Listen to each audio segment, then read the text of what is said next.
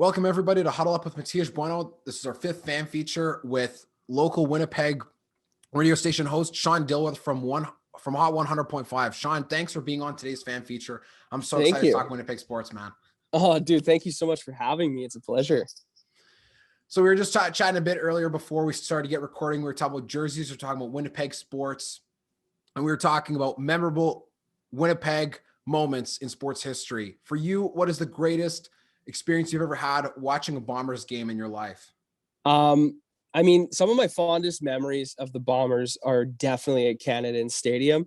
I know, like, it's a little bit different now with IG Field. It's still outside, but there was just something about Canadians, and there's that one memory that always sticks out to me. It was the Eastern semifinal when they played the Ticats. It was one of the last seasons at Canadians, and it was November already.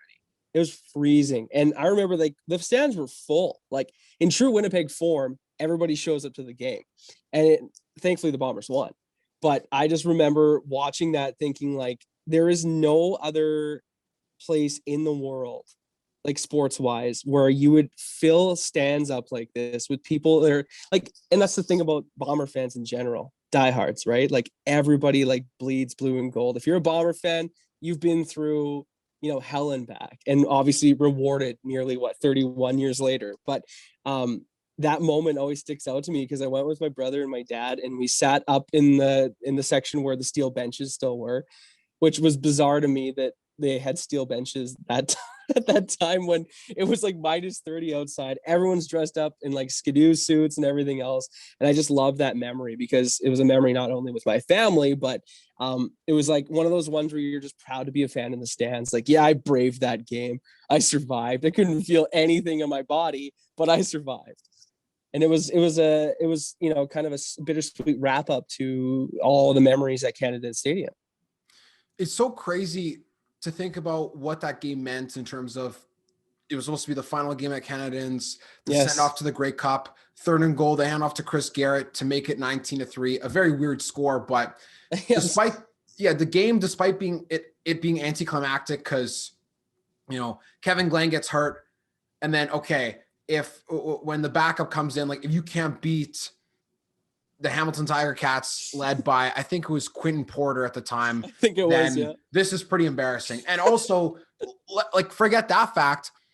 The Ticats had edged the Alouettes at Olympic Stadium the week before in overtime, right. And it was an extreme upset. I remember thinking, damn, if the Bombers have to play Montreal in November, I don't know if they're going to win. Because quite honestly, if you think about that 2011 team, I think they were so lucky to get to the Grey Cup. And people may say, oh, no, they did good, the Swaggerville. But that ship, it came and went very, very, or faster than people may remember. The defense was still very good towards the end of the season, but they started 7-1 and they finished 10-8.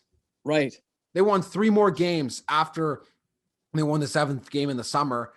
And they got lucky. The Ticats upset the Owls. Yes. And then the fact that they lost their starting quarterback in former Winnipeg Blue Bomber Kevin Glenn. And then the fact that it was freezing cold and et cetera, et cetera. And, Hamilton was desperate and really couldn't string things together. A Medlock field goal was all they could muster. But Winnipeg had the defense and the run game, and that's what the cold weather favors, right? So exactly, yeah, that game was quite something. And then the years after that until 2019 were so dark. But hey, I mean, yes, you're 100% right. Braving the cold as a Winnipegger, there's no more true mark of someone from Winnipeg, Manitoba than to sit down and freeze your butt off watching a Bomber game on steel benches.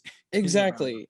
And that's the thing. And, like, you often hear, if you've ever, like, I've had the opportunity to travel sometimes with work and stuff over the years. And I've been, like, we've done Disneyland tours and stuff like that. And it's always funny because people will always bring up the CFL. If you're out of the country, they'll be like, what's it like, Canadian football, blah, blah, blah. And I'm always like, I always bring that up. I'm like, have you ever sat in a stadium where it's like, first of all, it's all Fahrenheit in the States. So they can't even, understand the concept of how cold it is in the stadium and all those late November games, the playoff games over the years. Right. And it's always so fun to just brag about the CFL to any American or anybody else that wants to hear about it, right? Because they're so conditioned in the States just to NFL. Like, the CFL is a joke, right? Like, it's always a joke. The Bombers are always a joke to everybody, kind of thing. So it's it's always fun to be able to brag about stuff like that to people who are like genuinely interested or want like your take on it. And it's fun because you can talk to, 100 Bomber fans, and especially like you said, during the dark days, yeah, they were dark. There was not a lot to talk about. It was like, yeah, we got a stinky team, and it's year after year of fake promises and false hope. And then, like you said, and finally in 2019, after all those years, it was just so bittersweet to finally have the Grey Cup here, because me and you were both young enough that we don't remember a time where the Grey Cup was in Winnipeg. So 2019, like, I know I'm a little bit older than you, but like that was, I'm 31 now. So like that was a long time of being a Bomber fan. And there was obviously people that were, Bomber fans long before me that were waiting for that moment. So it's always fun to be able to reminisce on the Bombers, good or bad. And especially have the, well, we're still technically the Grey Cup champions, are we not? Yeah. Longest title ever. Yeah, you're right. There you go. Being able to be back-to-back years as Grey Cup champions without having to worry about going on the field to defend it. But it's definitely so difficult to really put into context to Americans what the CFL means or what it means to cheer for the Bombers. And even when speaking with people across Canada, I mean, I don't know how many Bomber games you've been to on the road. I've been to just a handful so far, like half the league. And there's nothing like watching a Bomber game in Saskatchewan, because either it's embarrassing when they lose, or if they win, the very rare times that they have, if you've been there, it is truly unlike any other away football fan experience I think you may ever get in the world. It is so amazing to watch the Bombers win in Saskatchewan. Just the stadium is, the volume sucked out of it, and you could just hear a pin drop. Yeah. Exactly. And it was always the worst the other way around too, if Saskatchewan was here and the Banjo Bowl was happening. And there was many years, like I can't remember what season that was, when they got blown. I think the final score was 51 something. You're much better with stats than I am. 2009, yeah. They lost 62-7. Yeah, you're my stat man right now, because that I remember being in the stands of that game and stuck it through right till the very end. And I remember a Saskatchewan fan coming over to us because we're just like so defeated, and he was like, "I'm sorry, man. Good game." And I'm like, wasn't much of a game, but thank you for stopping and saying something, because it's that's the thing too. It's little rivalries like that happen across the CFL. Like it's just it always just feels so special to be part of all of that as a fan. Like it's just such a unique experience as a sports fan, that like the NHL is the NHL, the NFL is the NFL, the NBA is the NBA to me. Like it's all on a bigger grand scale. They've got more money, there's more say in it, where the CFL to me always has felt like a league that not only listens to its fans, right, or it's just, I don't know what it is, it's just special. Yeah, it is it's very unique, and that's part of what makes it so enjoyable, and being able to even be a team or cheer for a team from the prairies, like the Bombers, the Riders. You really get to take a lot of pride in, through hell or high water, you're going to games, you're watching -30, +30, losing by 50, winning by 50. Whereas like there isn't as much of that across the league as you would hope. Yeah, obviously like Hamilton have a great fan base in terms of their passion. Ottawa is a great fan base after their many revivals. But when you look across the rest of the league, it's almost kind of fair weather in some ways. Like Edmonton, like they're okay. Like I don't know as much about, if people are passionate about them when they're struggling, because they've been good during a spread out enough amount of time that they've never really experienced like crazy droughts. Like they had the 5 exactly Moon, and then they, spread it out like every 10 years or so they'd win. So it's like, okay, not too long, but not too short. And then with Calgary, like when they're good, hey, I mean, Calgary's been good since we've been, young kids growing up and consciously have memories. But before you were born, Calgary again were like Winnipeg. They had won nothing that much, and they weren't that good. And BC, again, fair weather. They've only won 6 Grey Cups. Toronto, they have the most Grey Cups, but probably the weakest fan base, unfortunately. And that's the thing, right? It's just Montreal's gone up and down, and they folded and come back like 3 or 4 times. Like it's just like cheering for Winnipeg or Saskatchewan or even some of those Eastern teams. Like that local feeling of being a fan is what makes the CFL so great, and what makes being a Bomber fan so rewarding, Absolutely. And that's the thing, where it's just like you can go to a game and it's just as much of a social experience as it is a football game. And you've seen that kind of happen because, like when the CFL didn't make their season happen last year, you saw a lot of red flags coming up. Like, is there going to be a season? Is the league going to fold? Can they, financially get things together with all the complications of COVID and stuff? And it was interesting too to always see how the Bombers, and I'm sure around the rest of the league, were so adaptive to the way that the world was changing. Something as small as opening up and giving those cheap tickets at IG Field by the Rum Hut. Like, you're bringing more people into these games. A lot of people coming to these games that maybe don't have any CFL experience. I've never watched a football game before. So like those little things like that, and being true to how, the stereotype of cheap Winnipeggers. Well, it's a good night out. You get good entertainment, you get football, you get to meet new people, and like you said, the whole fan experience, to me, you meet such cool people over the years. And if you've ever been a season ticket holder, or you become buddies with the people in the stands, and then that's something that, again, to me seems so rare in a lot of other leagues, where there's 10 times the amount of people. You're not making these connections with the fan base. And I always have found, being a Bomber fan, as much as it's been tough over the years with all the loss and the drought, that fan spirit is unlike anything else I've ever seen before in sports. Yeah, and even to kind of compare it to the Jets, obviously people were so over the moon when the Jets came back, and who wouldn't be, right? Of course. You want hockey in your town. People love the Moose for all these years, and they stay dedicated to cheering for whatever hockey they could professionally in Winnipeg. But there's something that's different between the Jets and the Bombers. The Jets, like you mentioned, is the NHL's the NHL. Like, it's huge, and Winnipeg is seen as like the bottom of the barrel, so to speak, in the NHL Exactly. in terms of the city itself. But the fan base has to be so strong, and had to be strong, for them to even be able to come back. But again, the vibe at Jets games, while it is very exciting and exhilarating, and everyone loves, the whiteout parties, and loves when the Jets score and everyone going crazy, especially being in the playoffs, and the whole, the run to the conference finals in 2018 was so crazy. But there's still something that is like not corporatized, but removes the Jets a little bit from that home sense feeling you get cheering for the Bombers. And the reason why I believe the Bombers are truly Winnipeg's team and not the Jets, because the Jets haven't been around as long, and there isn't as much of a deeply rooted history with the team in Winnipeg. Not to take away anything from what they've done or what they eventually will do, but like you said, like there's that special feeling of bonding and being able to be a part of a greater community at large with Winnipeg in terms of cheering for the Bombers and being at their games, compared to if you're just, I had to sell my kidney to go get Jets season tickets, like just so I could show up, whereas people just go to Moose games instead, right? Because the affordability, like that, we're cheap Winnipeggers, but some people are like, feed my family, go to Jets game, or, go to one Jets game, or that's it. Like, you can't really be as immersed into watching games because it's so expensive, and there's that barrier for people to not be able to see in some ways, Well, for sure. And even that's another thing too, with ticket prices and stuff with the Bombers, obviously, is like, there's been many years where I could go to, 3 times the amount of games that I could go to in the Jets season. Like you said, just because it's not a practical way to spend my income, is like, as much as it's awesome.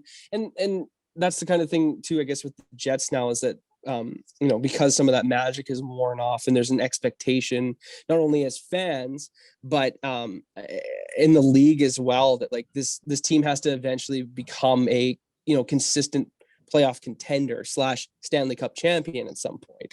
And, it's the honeymoon phase, I feel, is way over with the Jets. Obviously, COVID has made all sports, extra complicated, and it's interesting to see where things will be heading when there can be fans back in the stands. But to your point, it's just it's so different. It's so night and day.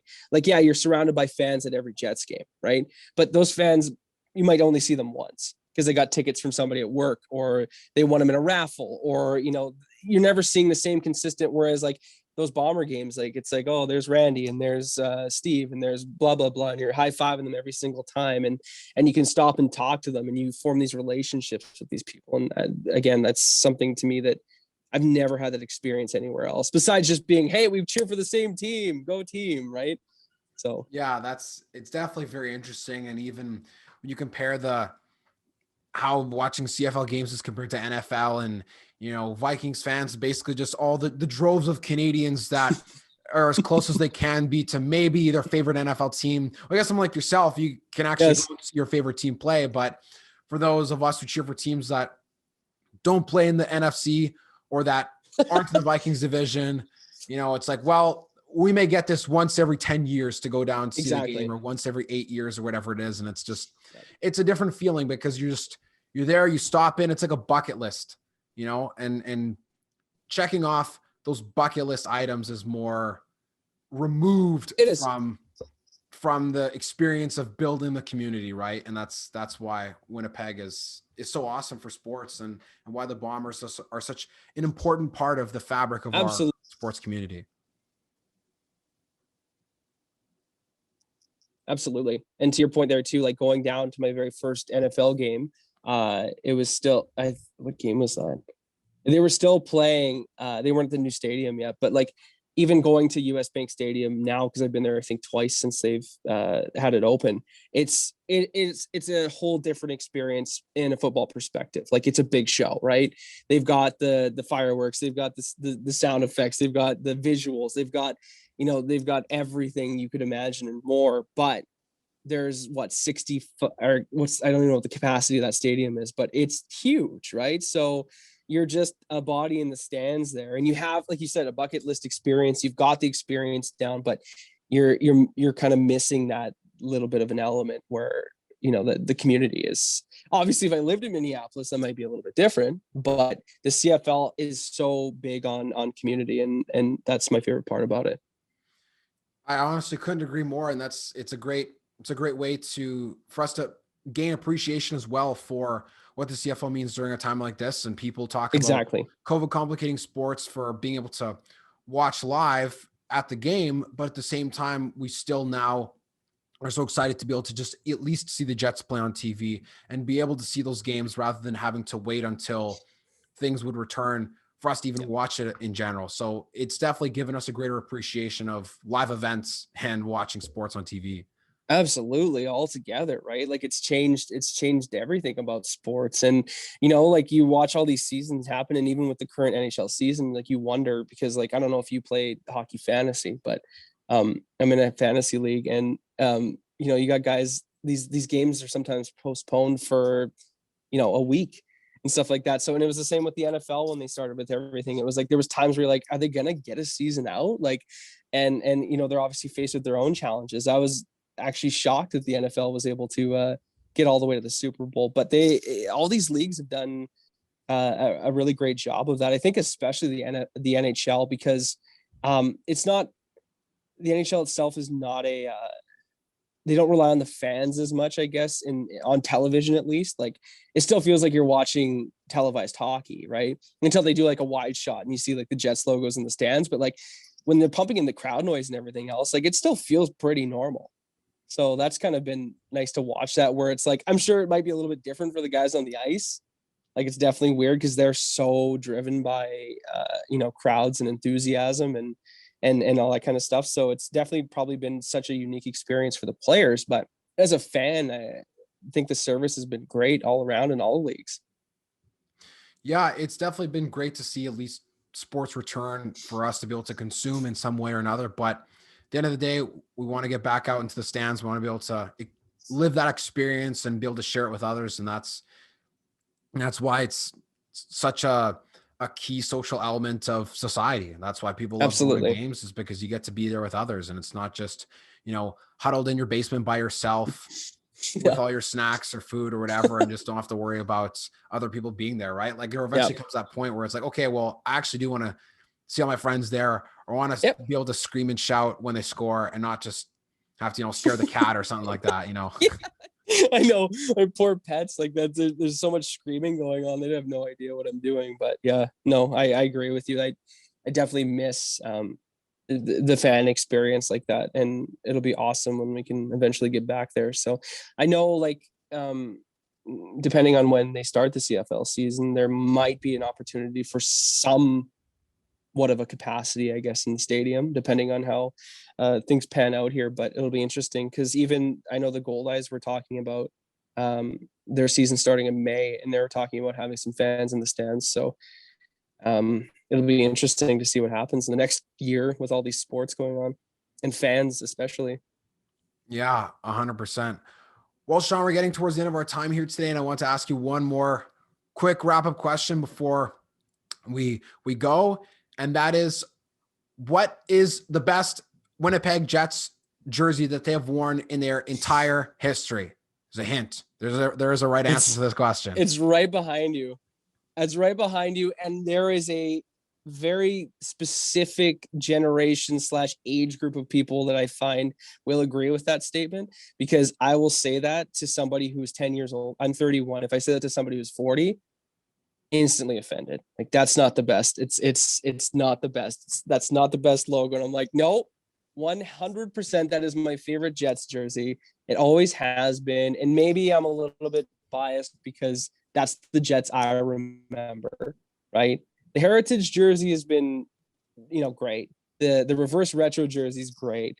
All the other jerseys have been just okay. But when they were going to do the reverse retro jersey, I hoped so badly it was going to be that jersey, like more than anything, because that's the one jersey they haven't brought back that I think would just be such a big seller. Like, it is just, I don't know. It's my favorite jersey, hands down. There's no argument. I'm saying this right now for the record. The True North marketing departments, if they ever hear this, please understand, if this logo in the back is ever brought to present day merchandise for whatever reason, I guarantee you $1 billion, it will sell out so fast it'll make the computer system at True North's building head spin. It might crash the network. People might be buying it so fast that like they have to call the IT department, and they have to double the staff in the IT department because they're like, we don't know how to handle this overload of purchases. The server's crashing. I know. Like, honestly, man, I would buy, and just to quickly touch on that jersey, because I was quite young when Jets 1.0 left, and my mom kept a box of memorabilia stuff from the Jets, including hats, wallets, everything with that logo on it. And I still have a bunch of it, and it's still in mint condition. And I'm telling you right now, if they release that jersey and on hats, keychains, wallets, I don't care. I will purchase every single item. I will remortgage my house just to have that logo anywhere that I can, because it is, I don't know why, but it's just my favorite. I love it and I miss it. And anytime I see somebody wearing that jersey, I have to stop and talk to them, because like, it's just, it's so easy for everybody to either, adapt the new logo or, think about the previous logo. But that to me is the greatest era of the Jets right there. It's caught between the nostalgia of them leaving and yes, the rareness of merchandise that exists with that logo on it. I think that's one of the big things too, is people, when the Jets left, they held on to it. Like you said, your mom, for dear life, like, we're not selling this. And any stuff I've purchased that has 90s Jets gear is, I've either been super lucky to find a deal where someone doesn't value it, or it's very expensive. Any Jets jersey you see on Facebook Marketplace, 200, 300 plus with Timu Solani or whoever it is on it, and Dale Howard, super expensive. And then you even see any of the, the old shirts, sweaters, whatever, all expensive, or jackets, all 150 plus, mint condition, because it's so true. Like, people have held on to that because they know that, I don't know when I'm going to get this again, or I don't know when I would get a chance for this to come back. And when it does come back, I know for a fact there'll be a generation of kids that have not been exposed to this. And there'll be a generation of people who wish that if they would have lost any memorabilia or jerseys, now I can go back. I remember as a kid, I went to Mini U. I was like 4 or 5 years old, and my dad had this Winnipeg Jets snapback that I wore, and I lost it like during the second summer or whatever it was. And I felt so devastated. I was like, oh my goodness, like, I lost this relic. Like, I was so sad. And the way it ended up happening was, it was last year or the year before, I think, like just the tail end of 2019. I saw on Facebook Marketplace this guy selling a Jets hat that, had the old logo on it, and it was white and almost looked exactly the same. I was like, oh my goodness. I bought it for like, I don't know, like $35 or something. And I said to the guy, I was like, you could have sold this to me for 70. I would have bought this, like, just as a joke after. But I was like, man, like, it felt so good to be reunited with like that, that piece of history that's so rare to find, right? Like, that's what makes it so special. That's why people love it, because it's rare. True. Well, and think about just in the NHL perspective, another logo that I used to love in that era of Jets was the Hartford Whalers. I love that logo. When Carolina brought that back, the demand was huge for it because, first of all, the team doesn't exist anymore.